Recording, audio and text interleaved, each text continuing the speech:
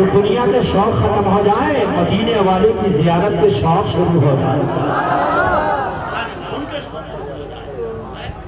مدینہ شریف میں ایک نوجوان لڑکی برقع میں حجاب میں نکلتی ہے، ایک راستے سے ایک من چلا نوجوان روزانہ اس کا راستہ تکتا، حجاب میں نکلتی پھر بھی تکتا، خاندان شرافت اس کے خاندان سے ٹپکتی تھی، شریف خاندان کی شریف شہزادی ہے، اس کو یہ بھی گوارا نہیں ہوا کہ کوئی راستے میں اگر کوئی حجاب میں جائے تب بھی کوئی اسے تکے، یہ بھی گوارا نہیں ہوا، یہ بھی گوارا نہیں ہوا۔ شریف خاندان کی بچیوں کے یہی شیء ہے، ان کو یہ بھی گوارا نہیں کہ ان کے پردے میں بھی کوئی انہیں تکے، یہ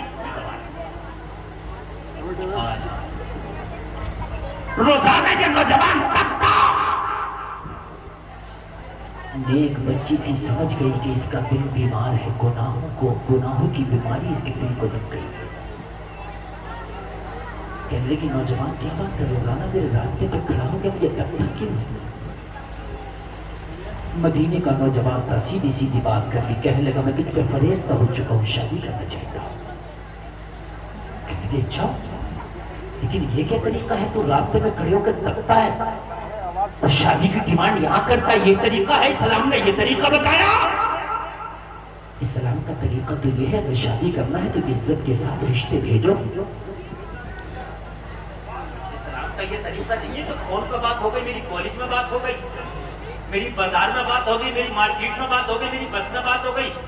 قرآن نے یہ ضرور کہا جو پسند ہو ان سے نکاح کرو، مگر یہ نہیں کہا کہ بازاروں میں پسند کرتے پھرو، کالجوں میں پسند کرتے پھرو، نہیں۔ ایک عزت کا طریقہ ہے، لڑکی کی بھی عزت ہے، لڑکے والی کی بھی عزت ہے، دونوں کی عزت ہے۔ اگر کوئی رشتہ پسند ہے تو سلیقے کے ساتھ رشتے کا پیغام بھیجو۔ ایک بات سن لیں، یہاں خان صاحب لوگ زیادہ ہیں، رشتے میں خصابیت نہیں دکھانا چاہیے کہ ہاں میں تو خصاب ہوں، میرے گھر رشتہ لگا، نہیں۔ اگر بچہ جوان ہے، تیری چاہے لڑکی ہو یا لڑکا ہو، اگر کہیں رشتہ پسند ہے تو اپنی طرف سے نہ کر دو، اپنی طرف سے پیغام بھیجو رشتے کا۔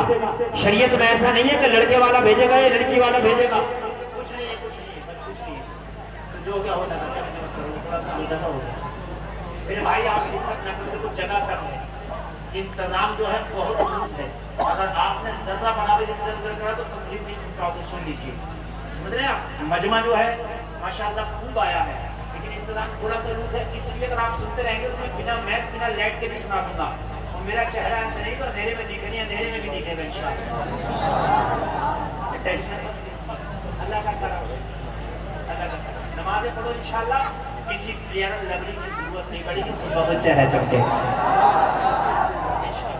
نبی کا درود پڑھو تیرا ہونٹ چمکے گا، قرآن پڑھ تیرے آواز میں خوبصورتی پیدا ہو جائے گی۔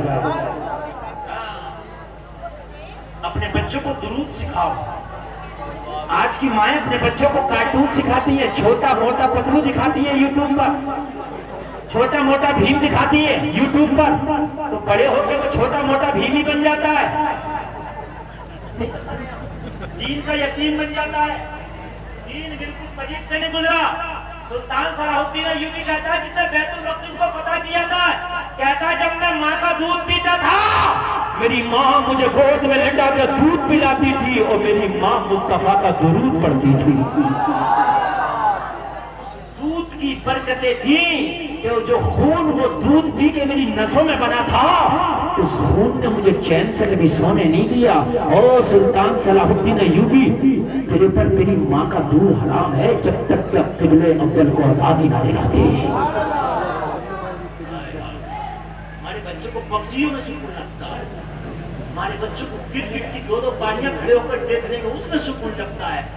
اگر مسجد میں قرآن ہو رہا تراویح کی نماز میں 2 رکوع زیادہ پڑھ دے امام تو جھگڑے شروع ہو جاتے ہیں کہ اتنا لمبا پڑھ دیا، آج ہی پڑھو گا پورا قرآن، اور دونوں پاریاں دیکھ لے گا ایک پیر پہ کھڑے ہو کر تجھے کوئی تکلیف نہیں، پورا پکی باغ باندھ دے گا بیٹھے بیٹھے تجھے کوئی پریشانی نہیں، پوری تاش کی گڈیاں پیس کے پھینک دے گا تجھے کوئی تکلیف نہیں۔ وجہ کیا ہے؟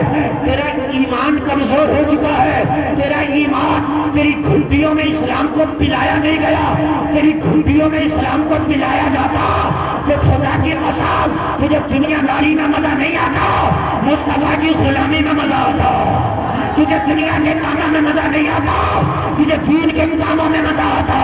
سلطان صلاح الدین ایوبی کہتا ہے میری ماں مجھے دھمکیاں دیتی جاتی تھی اور یہ کہتی جاتی تھی تم سو جاؤ یا مصطفیٰ کہتے کہتے کھلے آنکھیں سے اللہ کہتے کہتے۔ اور یہ ماں سب سے پہلے مدرسہ ہوتی ہے، ماں سب سے پہلے انسٹیٹیوٹ ہوتی ہے، ماں سب سے پہلے کالج ہوتی ہے، ماں سب سے پہلا مکتب ہوتی ہے۔ اگر ماں 18 پاروں کی حافظہ ہو تو عبد القادر 18 پاروں کا حافظ بن کے آتا ہے۔ بھائی آپ سنتے بیٹے کو دین سکھاؤ، بیٹے کو دین سکھاؤ تو گھر کی دہلیز تک دین آئے گا، بس بیٹی کو دین سکھاؤ گے تو نسلوں تک دین چلا جائے گا۔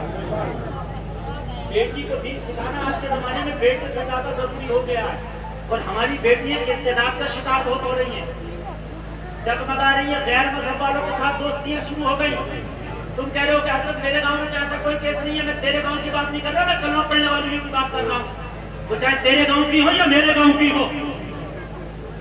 آج بڑے بڑے شہروں میں دیکھو غیر مسلموں سے دوستی، ہائے ایک کلمہ پڑھنے والی بہن تجھے کیا ہو گیا، ایک غیر مسلم سے تیری دوستی، کیا تو نے اسلام کو نہیں پڑھا؟ اگر تو نے اسلام کو پڑھا ہوتا، اسلام کو سیکھا ہوتا تو جان تو دے دیتی مگر عزت کا سودا نہیں کرتی۔ اسلام کو نہیں، تم نے اسلام کو نہیں، اگر تو اسلام کو پڑھ لے تو خدا کی عزت کا سودا نہیں کرتی۔ آج بچی عزت کا سودا کرتی پھر نہیں ہے۔ لوگوں اپنے بچوں کو اسلام پہلے دو، اپنے بچوں کو دین پہلے دو۔ میں منع نہیں کرتا ڈاکٹر انجینئر بنانے، مگر پہلے دین دے دو۔ جس دن تم نے دین دے دیا، یہ زمین تو بیچ سکتے ہیں مگر دین کا سودا نہیں کر سکتے۔ اور یہ دین ان مدرسوں میں ملے گا۔ سال 2 سال مدرسے میں پڑھاؤ، 4 سال تک قرآن شریف پڑھا لو، تھوڑا سا دین سکھا لو، پھر جو چاہے بنا دو۔ اگر ڈاکٹر بھی بنے گا نا تو نسخہ لکھتے لکھتے نبی کا درود پڑے گا۔ سبحان اللہ بولو، اللہ اللہ۔ دیکھو ڈسٹرب بالکل نہیں، کدھر سے کوئی شور نہیں آنا چاہیے، آپ سنتے رہیں بالکل، جو ہو رہا ہونے دیجیے۔ میرا موڈ بہت اچھا بنا ہوا، میں کچھ دینا چاہتا ہوں، بار بار آپ ڈسٹرب کرو گے میں بھولتا چلا جاؤں گا۔ آپ بالکل سنتے رہیں، بالکل سنتے رہیں۔ ہم کدھر چلے گئے یار، کہاں چلے گئے؟ آج ہمارے طور طریقے، ہمارے گھروں سے یار گانوں کی آواز آتی ہے، کبھی قرآن کی آواز نہیں آتی۔ ہمارے گھروں سے چغلیوں کی آوازیں آتی ہیں، کبھی مصطفیٰ کی نعتیں پڑھنے کی آواز نہیں آتی۔ آج ہمارا نوجوان گانا گاتے ہوئے نہیں شرماتا، نعت پڑھتے ہوئے شرماتا، نعت یاد ہی نہیں ہوتی ہے، شرمائے گا کیا؟ اگر مؤذن نہ ہو تو مسجد میں اذان نہ ہو۔ یار مسلمان کسی کو بھی موقع ملے مؤذن نہیں تو ہم مسلمان کو اذان پڑھ لینا چاہیے، نہیں پڑھ پائے گا، یاد ہی نہیں ہے۔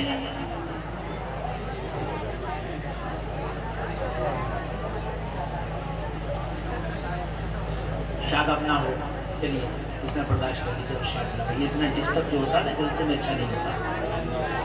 ایک تو ساؤنڈ ڈسٹرب کر رہا مجھے، اوپر سے یہ لائٹ ڈسٹرب کر رہی ہے، اوپر سے آپ ادھر ادھر دیکھ رہے ہو۔ اگر یار لائٹ آئے گی بھی، گر بھی گئی تو مر جائیں گے، شہید ہو جائیں گے، بات ختم ہو گئی۔ بڑی کوئی بات نہیں ہے یار، وہ تو نبی کے جلسے میں ہی، میں کیوں ڈر رہا ہوں؟ نبی کے جلسے میں جو ہوگا دیکھ لیں۔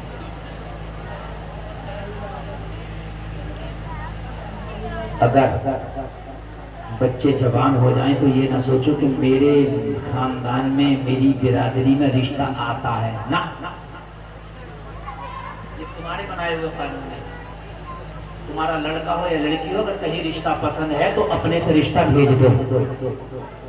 بہت سے لوگ اس چکر میں بیٹھے بیٹھے بچوں کو بوڑھا کر لیا کہ رشتہ آئے گا، آنے ہونے کا کوئی چکر نہیں ہے۔ اگر تجھے کہیں رشتہ پسند ہے تو پیغام بھیج دو۔ بات سمجھ میں آ رہی ہے کہ نہیں آ رہی ہے؟ یہ مت کہو کہ میرے خاندان میں، میرے کنبے قبیلے میں، ہماری برادری میں رشتہ آتا نہ، رشتہ آتا جاتا کچھ نہیں، کہیں پسند ہو، چاہے تمہاری لڑکی ہے لڑکا ہے، پیغام بھیج دو۔ جن کے یہاں پیغام جائے وہ یہ نہ سوچے کہ ارے صاحب ابھی دوبارہ بھی تو اس سے اور بڑھانا چاہیے. کوئی بھی رشتے کا پیغام آئے اس پہ غور کرنا چاہیے. کیا معلوم پہلی بار کا پیغام ہی اچھا ہو, ایسا پیغام پھر نہ آ سکے. بہت سے لوگ سوچتے ہیں کہ میرا لڑکا ہے یہ تو بڑا کامیاب ہے, یہ تو روڈ پر بلاٹ پڑھا میرا, یہ تو بڑھتا ہی رہے گا. اس سال کر لوں گا تو اور مہنگا ہوگا اور اگلے سال کر لوں گا تو اور مہنگا ہوگا. ایسا نہیں ہے. تجھے چند سکے زیادہ مل سکتے ہیں تجھے جہیز کے نام پر, لیکن ہو سکتا ہے بچی پہلے پیغام والی اچھی ہو اور میں جہیز بچی ہے. کیا معلوم یہ بچی نیک ہو. غور کر, تیرے پاس پیغام آئے, کوئی ہلکا آدمی بھی پیغام لائے تو اس پر غور کرو, اور غور کرنے کے بعد پہلی بار ہی اگر تمہیں رشتہ اچھا لگے تو ڈن کرو. آج تو رشتوں کے نام پہ بھی لاکھوں لاکھوں روپے خرچ ہو جا رہے ہیں. سارے رشتوں کے نام پہ 10 لوگ دیکھنے کے لیے آ رہے ہیں, دیکھ کے کھا کے جا رہے ہیں, پھر لڑکی کو فیل کر دیں. تیری آنکھیں پھوٹ گئی تھی, بنا کھائے نہیں کر سکتا تو پھر پاس کیا کرنا ہے. تو 2 آدمی آ جائے چپکے سی اور اس پر نظر ڈال لو بچی پہ, اور نظر ڈالنے کے بعد میں کیا تو اگر تم نے کوئی ناشتے کا انتظام کرا تو لڑکی پاس بھی ہوگی تو فیل کرتا ہوں. کم نہیں, بس اخلاقی طور پر سادہ کپ ایک چائے کا پیوں گا, 1 گلاس پانی کا پیوں گا, اور لڑکی کو دیکھنے ایسا آؤں گا کہ تیرے پڑوسی کو بھی پتہ نہ چلے کہ لڑکی دیکھنے آیا تھا. آج کل ایپ سمجھا جاتا ہے, اگر دیکھنے والے پاس نہ کر کے جائیں تو ایپ مانا جاتا ہے. تو اسے لڑکیاں سب کی آج میری ہے کل تیری ہے.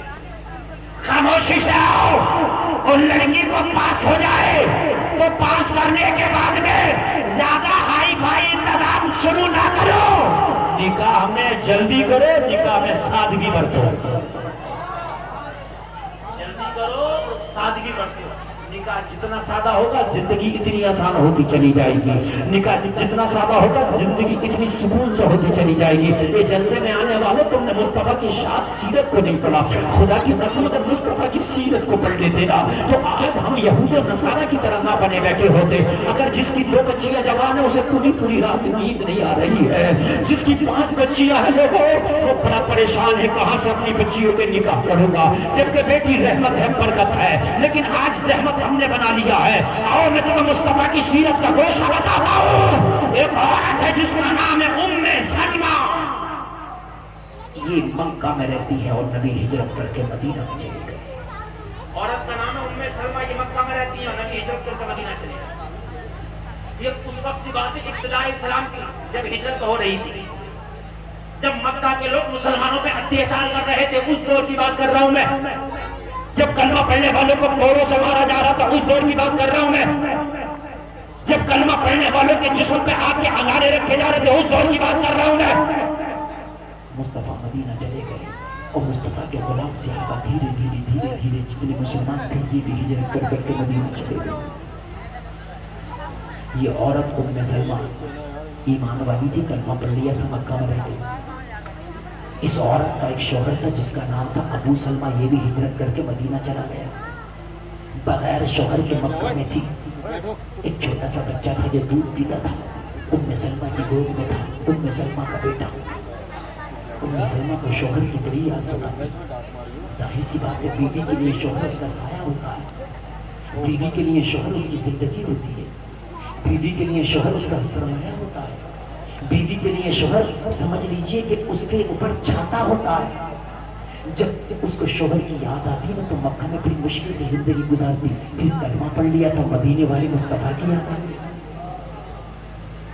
سے محبت تھی, ایمان والی تھی.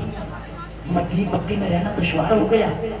ایک رات سوچا کیوں نہ چپکے سے اپنے بیٹے کو اٹھاؤں اور اٹھا کے میں بھی مکہ سے نکل کے مدینہ ہجرت کر جاؤں. ایک رات چپکے سے اپنے بیٹے کو اٹھایا, گلے سے لگایا. رات کا عالم چپکے سے نکلی, کسی نے دیکھ لیا, چاروں طرف سے اس کو گھیر لیا گیا.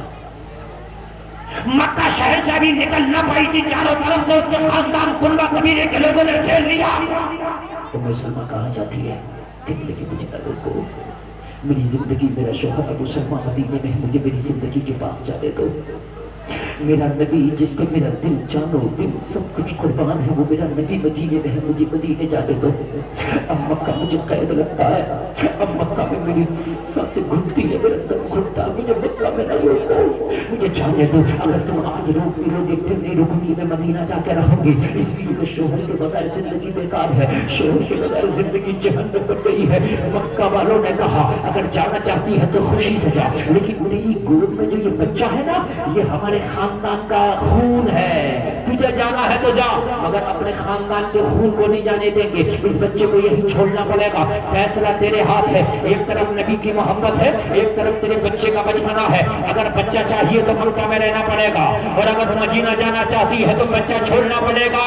ایمان تو ایمان ہوتا ہے۔ کہنے لگی مکہ والوں اگر نبی کی محبت بیٹے کی قربانی مانگتی ہے تو ایسے 1000 بیٹے قربان ہیں۔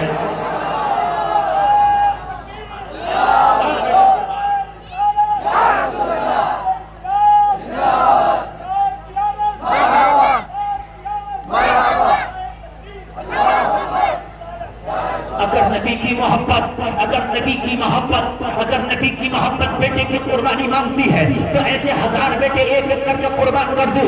مکہ والوں میرے جگر کا ٹکڑا لینا ہے تو لے لو، مکہ والوں میرا بیٹا لینا ہے تو لے لو، کوئی بات نہیں، لیکن مکہ جانوں سے مجھے روک نہیں سکتے ہو۔ مکہ والوں نے 1.5 سال کا بچہ لے لیا۔ اے جلسے میں آنے والوں ذرا سینے پہ ہاتھ رکھ کے بتاؤ اولاد تمہاری بھی ہوگی، ماں اپنے 1.5 سال کے بچے کو کیسے چھوڑ کر کے گئی ہوگی، اپنے کلیجے کے ٹکڑے کو کیسے سینے پر پتھر رکھ کے چھوڑا ہوگا۔ ام سلمہ کہتی ہے رات کا عالم بیٹا چھوٹ گیا، میں اکیلی تنہا مکہ سے نکلی، اب مجھے مدینے کا راستہ معلوم نہیں تھا۔ اس زمانے میں نہ سڑکیں تھی، اس زمانے میں نہ میپ تھا، اس زمانے میں نہ کوئی سواریوں کا انتظام تھا۔ کہنے لگی پیدل میں پگڈنڈیوں پہ چل رہی تھی، وہ جھاڑی اور پہاڑیوں کے راستے، میں کبھی گر جاتی ٹھوکر کھا کے، کبھی میں اٹھ کے سمجھ جاتی، میں بڑی گھبرا رہی تھی۔ یا اللہ رات کا عالم میں جوان عورت ہوں، کوئی درندہ آ کر کے میری عزت کو یہاں پر تار تار نہ کر دے، میں بڑی گھبرا رہی تھی۔ میں سوچ رہی تھی راستہ نہ بھٹک جاؤ، میں مدینہ آج تک گئی نہیں ہوں، مدینے کا راستہ میں نے دیکھا نہیں ہے، میں اسی کشمکش کے عالم میں تھی۔ میں نے نگاہ اٹھا کے دیکھا تو کوئی اونٹ پہ سوار مرد چلا آ رہا تھا، میں گھبرا گئی۔ یا اللہ مکہ کے لوگ عورت کو کھلونے سے زیادہ نہیں سمجھتے ہیں، اگر یہ کوئی مکہ کا بھیڑیا ہوا تو میری عزت کو کھلونے کی طرح لوٹ کے پھینک دے گا۔ یا اللہ میری عزت کی حفاظت فرما۔ ام سلمہ کا بیان ہے کہ میں جھاڑی کے اوٹ میں چھپ گئی، وہ اونٹ والا سوار جو تھا میرے قریب سے قریب تلا گیا، میرے قریب آ کے اونٹ روک دیا، میں اور ڈرنے لگی، شاید اس نے مجھے دیکھ لیا ہے، پتہ نہیں میرے ساتھ کیا کرے گا۔ کہنے لگی میں گھبرا رہی تھی۔ اونٹ والے نے کہا اے جھاڑی میں چھپنے والی عورت میں تمہیں جانتا تو نہیں ہوں، شاید تم بھی مجھے نہیں